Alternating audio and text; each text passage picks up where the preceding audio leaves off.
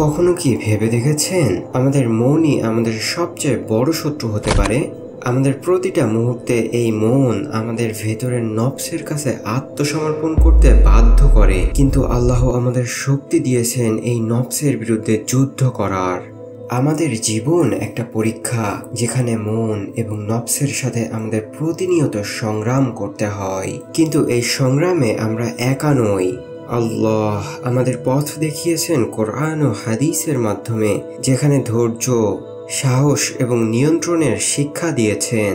যে কোনো পরিস্থিতিতে নিজের মনকে নিয়ন্ত্রণে রাখা, এটাই আসল জিহাদ। আর এই জিহাদেই আল্লাহ আমাদের সফলতা দান করবেন, যদি আমরা তার পথে অবিচল থাকতে পারি।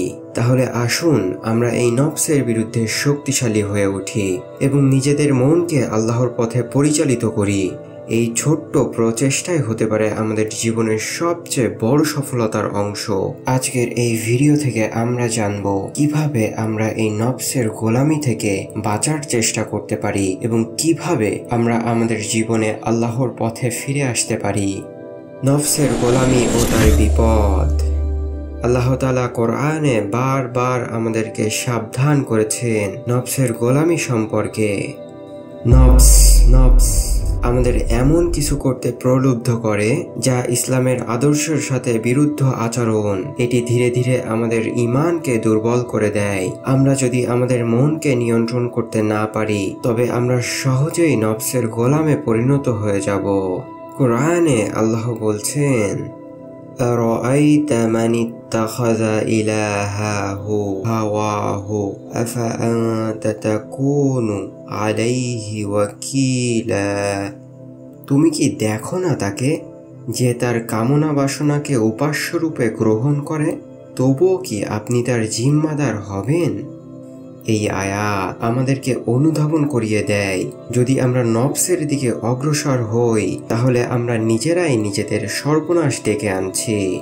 কোরআনের নির্দেশনা এবং আল্লাহ বলছেন, وَأَمَّا مَنْ خَافَ مَقَامَ رَبِّهِ وَنَهَى النَّفْسَ عَنِ الْهَوَى فَإِنَّ الْجَنَّةَ هِيَ الْمَأْوَى।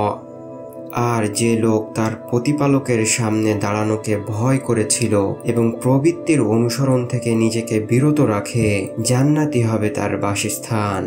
আসুন এখন ফিরে আসা যাক তাওবাহ এবং নতুন জীবন।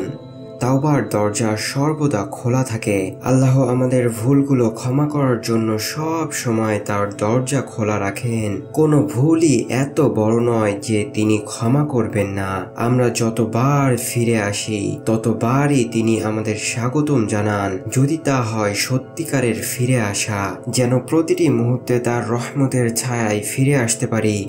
তাওবা শুধু পাপ মুছে দেয় না, এটি আল্লাহর সঙ্গে আমাদের নিবিড় ভালোবাসার সম্পর্ক গড়ে তোলার এক অনন্য সুযোগ। আল্লাহ অপেক্ষা করছেন, তাই নিজের সব দুঃখ, বেদনা, পাপ, ভুল ভুলে আজই ফিরে আসুন তারই কাছে। কোরআনে আল্লাহ বলছেন, আর যারা কোনো অশ্লীল কাজ করে ফেললে বা নিজের প্রতি জুলুম করলে আল্লাহকে স্মরণ করে এবং নিজের পাপের জন্য ক্ষমা প্রার্থনা করে, আল্লাহ ছাড়া আর কে পাপ ক্ষমা করবে?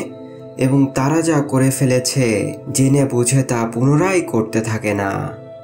আমাদের অনেক সময় মনে হয় আমরা এত পাপ করেছি যে ফেরার কোনো পথ নেই। সুবহানাল্লাহ, এটা হচ্ছে শয়তানের এক বিশেষ চক্রান্ত, যা আমাদের মনে উদিত করে, নীল নকশা তৈরি করার চেষ্টা করে। কিন্তু আল্লাহর দয়া এতটাই ব্যাপক, তিনি আমাদের প্রত্যেক ভুল মাফ করে দেন।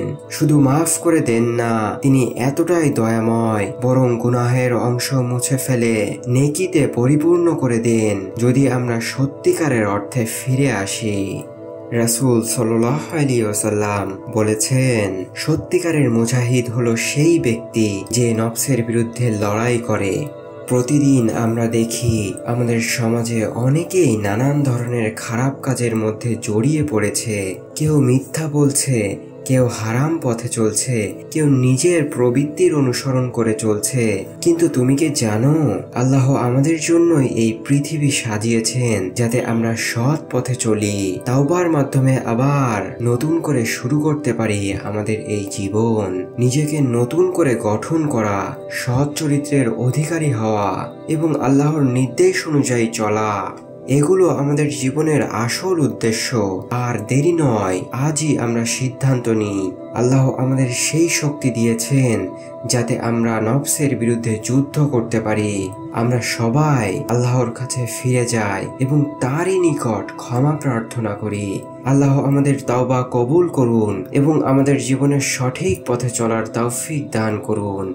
আমিন। সাদাকাল্লাহুল আযীম।